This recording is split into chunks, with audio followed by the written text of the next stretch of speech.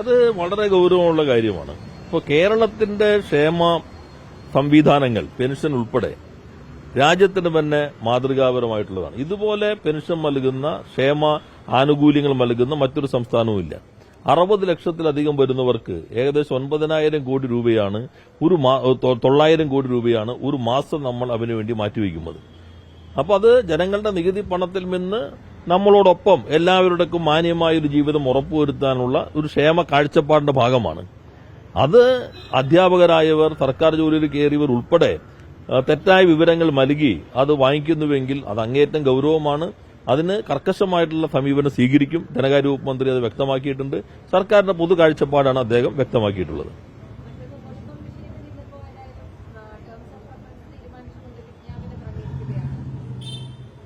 അതെ,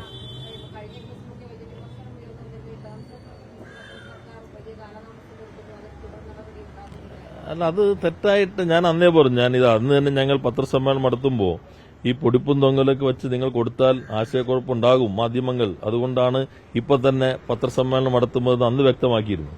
കാരണം ഇന്നലത്തോട് മന്ത്രിസഭയുടെ ഒരു തീരുമാനത്തിന്റെ കൂടി ഭാഗമായിട്ടൊരു കമ്മീഷൻ, എൻക്വയറി കമ്മീഷൻ ആക്ട് പ്രകാരം വരികയാണ്.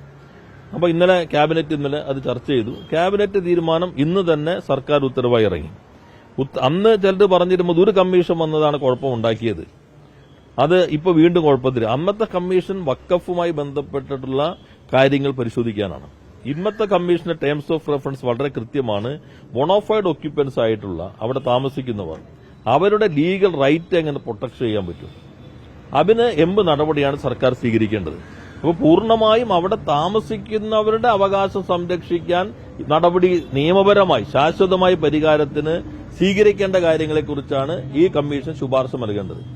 നേരത്തെ കമ്മീഷൻ എന്നുള്ള വഖഫ് അവിടുത്തെ മാത്രമല്ല പലയിടങ്ങളിലും വഖഫിന്റെ ഭൂമി അന്യാധീനപ്പെട്ടതുമായി ബന്ധപ്പെട്ട കാര്യങ്ങൾ പഠിച്ച് റിപ്പോർട്ട് നൽകാനാണ് അന്നത്തെ കമ്മീഷൻ.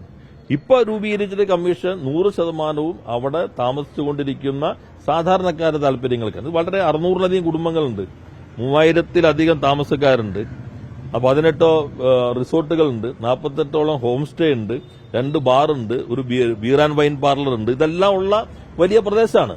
ആ പ്രദേശത്ത് എന്നാൽ ഇന്നത് നടത്താവെന്ന് ഞങ്ങൾ പറയുന്നില്ല. ഭൂമി നിയമപരമായിട്ട് അവകാശം കിട്ടിയ ആൾക്ക് വീട് വയ്ക്കാം, കട വയ്ക്കാം, അല്ലെങ്കിൽ ഹോം സ്റ്റേ വയ്ക്കാം. അതൊക്കെ അവരുടെ റൈറ്റാണ്. ഇപ്പോൾ ഉള്ള സ്ഥലത്തിൽ അവർക്ക് റൈറ്റ് ഉണ്ടോ, അതെങ്ങനെ റൈറ്റ് സംരക്ഷിക്കാം. ഇനിയിപ്പോൾ ദീർഘകാലമായി താമസിക്കുന്നവർക്ക് വേറെ എന്തെങ്കിലും പ്രശ്നം ഉണ്ടെങ്കിലും അവരെങ്ങനെ പ്രൊട്ടക്ട് ചെയ്യാൻ പറ്റും നിയമപരമായിട്ട്. അവർക്ക് നാളെ ഒരു ആവശ്യത്തിന് ലോൺ എടുക്കണം, അല്ലെങ്കിൽ ക്രയവിക്രയം ചെയ്യണം. അതിന് ഒരു ശാശ്വതമായ റൈറ്റ് നൽകാൻ കഴിയണമെങ്കിൽ എങ്ങനെയാണ് കഴിയുക? ഇതാണ് കമ്മീഷൻ പരിശോധിക്കുന്നത്. കമ്മീഷൻ തന്നെ ഇപ്പോൾ പറഞ്ഞു പരമാവധി 3 മാസത്തിനുള്ളിൽ തന്നെ അത് പരിഹരിക്കാനാണ് കമ്മീഷൻ ശ്രമിക്കുന്നത്. മുഖ്യമന്ത്രി സമരക്കാരുമായി ചർച്ചയിൽ ഒരു കാര്യം വ്യക്തമാക്കി, 3 മാസത്തിനുള്ളിൽ തന്നെ ഇത് തീർപ്പാക്കണമെന്നതാണ് ഞങ്ങളുടെ ആഗ്രഹം. അതിന് നിങ്ങളുടെ കൂടി സഹകരണം വേണം എന്ന് അഭ്യർത്ഥിച്ചിട്ടുണ്ട്. ഞങ്ങളും അവരോട് പറയുന്നത്, ഇപ്പോ പല തരക്കാരുണ്ടാവും, പല രീതിയിൽ ഇത് ഇങ്ങനെ തീരരുത് എന്ന് ആഗ്രഹിക്കുന്ന ആളുകളൊക്കെ ഉണ്ടാകും. കാരണം ഞങ്ങൾ നികുതി പിരിക്കാൻ തീരുമാനിച്ചപ്പോൾ അന്ന് നിയമസഭയിൽ UDF ആണ് സബ്മിഷൻ കൊണ്ടുവന്നത്. അവരാണ് ഇപ്പോൾ 5 മിനിറ്റ് കൊണ്ട് തീർക്കാം എന്ന് വാദിക്കുന്നത്. പിന്നെ തീരരുത് എന്ന് ആഗ്രഹിക്കുന്ന ആളുകളുണ്ടാവും. അപ്പോൾ അതെല്ലാം ഉള്ളതുകൊണ്ട് എല്ലാവരും ഒന്നിച്ച് നിന്ന് കമ്മീഷനെ പിന്തുണയ്ക്കുകയാണ് വേണ്ടത്. അതുകൊണ്ട് സമരസമിതിയും കമ്മീഷൻ ആവശ്യം അവിടെ താമസിക്കുന്ന സമരസമിതി മാത്രമല്ല, അവിടെ താമസിക്കുന്ന മുഴുവൻ ആളുകളും കമ്മീഷന്റെ പ്രവർത്തനം അതിവേഗത്തിൽ മുന്നോട്ട് പോകാൻ ആവശ്യമായ നിലപാട് സ്വീകരിക്കണം. നിങ്ങൾ ശ്രദ്ധിച്ചിട്ടുണ്ടാവും, GU ഇറങ്ങിയതിന് ശേഷം പുതിയ തുടർച്ചയായിട്ട് മറ്റൊന്നുകൂടി ഇറങ്ങിയിട്ടുണ്ട്. കമ്മീഷന്റെ പ്രവർത്തനങ്ങൾക്ക് ആവശ്യമായ ഓഫീസും മറ്റ് സൌകര്യങ്ങളും അത് ഏർപ്പെടുത്തുന്നതിന് വേണ്ടി എറണാകുളം ജില്ലാ കളക്ടറെ ചുമതലപ്പെടുത്തിക്കൊണ്ടുള്ള ഉത്തരവും ഇപ്പോൾ ഇറങ്ങിക്കഴിഞ്ഞിട്ടുണ്ട്. സാധാരണ കമ്മീഷൻ വരും, പിന്നെ ഓഫീസ് എവിടെയെന്ന് അന്വേഷിച്ച് കത്ത് വരും, അതിനുശേഷം ഓഫീസ് അനുവദിക്കും, ടേംസ് ഓഫ് റെഫറൻസ് പിന്നെ വരും. ഇതെല്ലാം ഇന്നലെ ക്യാബിനറ്റ് കൂടി ഇമ്മന് ഉത്തരവിറങ്ങിയതിന്റെ തുടർച്ചയിൽ തന്നെ ജില്ലാ കളക്ടറെ ചുമതല ഏൽപ്പിച്ചു. ജില്ലാ കളക്ടറും കമ്മീഷനും തമ്മിൽ ആശയവിനിമയം നടക്കുന്നുണ്ട്. സൌകര്യപ്രദമായ ഒരു ഓഫീസ് ഇപ്പോൾ തന്നെ തീരുമാനിക്കും. വിത്തിൻ എ വീക്ക് അവരുടെ പ്രവർത്തനം പൂർണ്ണ രൂപത്തിൽ തന്നെ ആരംഭിക്കാൻ കഴിയും എന്നാണ് ഞങ്ങൾ പ്രതീക്ഷിക്കുന്നത്.